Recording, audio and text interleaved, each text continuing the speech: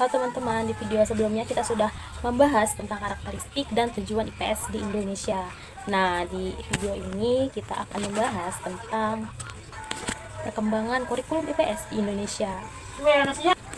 Bagaimana sih pelajaran ini berubah dan berevolusi dari masa ke masa?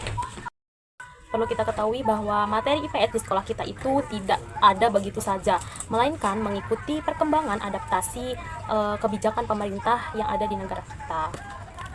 Kita mulai dari 1975. Ini adalah momen bersejarah karena pada kurikulum 1975 inilah istilah IPS atau ilmu pengetahuan sosial pertama kali resmi dimasukkan ke dalam sistem kurikulum persekolahan yang ada di Indonesia. Pada masa awal ini, IPS masih diajarkan secara terpisah-pisah intensitasnya antar disiplin ilmu. Sekarang kita masuk ke era kurikulum 1984 hingga kurikulum 1994. Di sini di era tahun ini materi IPS lebih disempurnakan. Dan di tingkat SD atau SMP materi IPS dipisah, mulai dikemas secara lebih menyatu atau terintegrasi.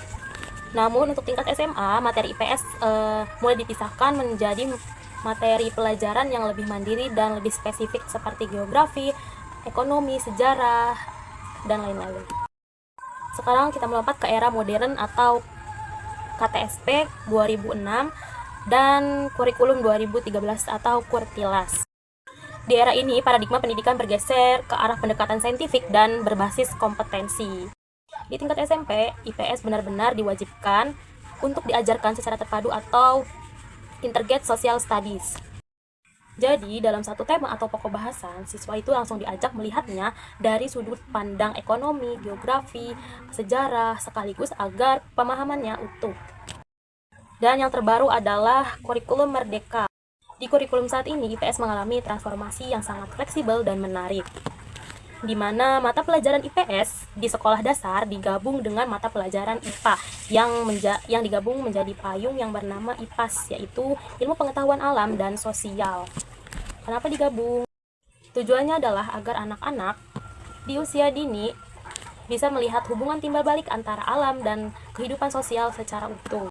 Selain itu, di kurikulum merdeka, fokus pembelajarannya bukan hanya menghafal buku yang tebal, melainkan pada pembelajaran project atau project based learning untuk mengasah kemampuan dan kreativitas siswa di usia dini atau sekolah dasar. Itu dia perkembangan perjalanan kurikulum IPS di Indonesia. Assalamualaikum warahmatullahi wabarakatuh.